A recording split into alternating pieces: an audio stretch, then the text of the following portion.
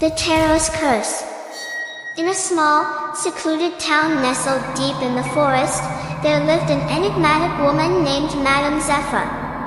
She was renowned for her tarot readings, which were eerily accurate and always shrouded in a sense of foreboding.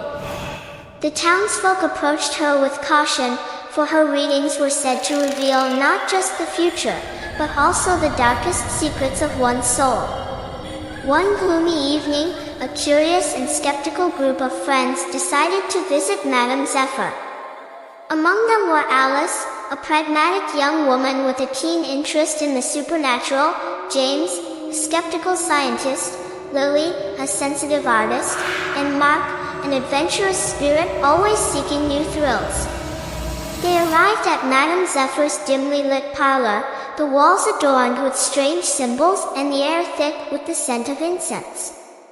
Madam Zepha, with her piercing eyes and ethereal presence, welcomed them and invited them to sit around the circular table. In the center of the table lay her ancient deck of tarot cards. "Who will be first?" she asked, her voice echoing in the stillness. Alice volunteered, her curiosity overcoming her apprehension. Madam Zepha shuffled the deck and laid out a spread of cards before her. The cards revealed a mixture of ominous symbols: the Tower, Death, and the Devil. "You are on the brink of a great transformation," Madam Zepha intoned, "but beware, for darkness lurks in the shadows of your path." As the reading concluded, a chill ran down Alice's spine. The other friends, though skeptical, couldn't shake the feeling of unease that settled over them. Next was James. Madam Zepha's eyes seemed to bore into his soul as she dealt his cards. The Hanged Man, the Moon, and the Eight of Swords appeared before him. "You are bound by your own skepticism," she said. "Only by opening your mind can you escape the prison of your own making." Lily and Mark each received similarly unsettling readings, with cards revealing hidden fears and potential dangers. Despite their initial skepticism, the friends left Madam Zepha's parlor feeling unnerved and unsettled. That night, as they gathered at Alice's house to discuss the experience, strange things began to happen.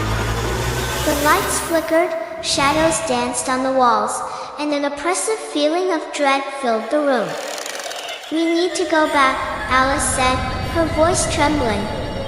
"Something isn't right." Reluctantly, the group agreed and returned to Madam Zepha's parlor the next evening. But when they arrived, they found the place abandoned and in disarray, as if it had been deserted for years. On the table, they discovered a single tarot card, the Fool, symbolizing new beginnings and naive exploration. It seemed to mock them, reminding them of their reckless curiosity. Determined to find answers, they searched the parlor and stumbled upon a hidden room behind a heavy velvet curtain. Inside, they found an old journal, filled with cryptic writings and warnings about the cursed tarot deck. The journal revealed that Madam Zepha had been a guardian of the deck, using it to protect the town from a malevolent force trapped within the cards. But their readings had inadvertently released the entity, and it was now free to wreak havoc on those who had dared to seek its secrets. As they read, the temperature in the room plummeted, and a low, menacing growl filled the air. The friends turned to see a shadowy figure emerging from the darkness, its eyes glowing with malevolent intent. "We need to destroy the deck," James said urgently. "It's the only way to stop this." They grabbed the tarot deck and fled the parlor, the shadowy figure in pursuit.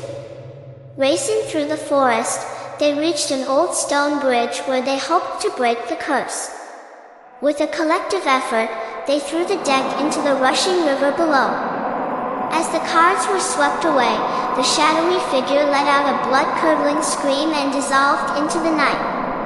Exhausted and shaken, the friends returned to town, hoping the nightmare was finally over. But the experience had left them forever changed, their bond forged in the fires of fear and survival. From that day on, they spoke little of the Tarot's curse, but the memory of Madam Zepha's haunting eyes and the malevolent force within the cards would stay with them forever. And as the town slept peacefully once more, the river carried away the cursed deck, its secrets buried in the depths, waiting for the next unwitting soul to uncover its dark power.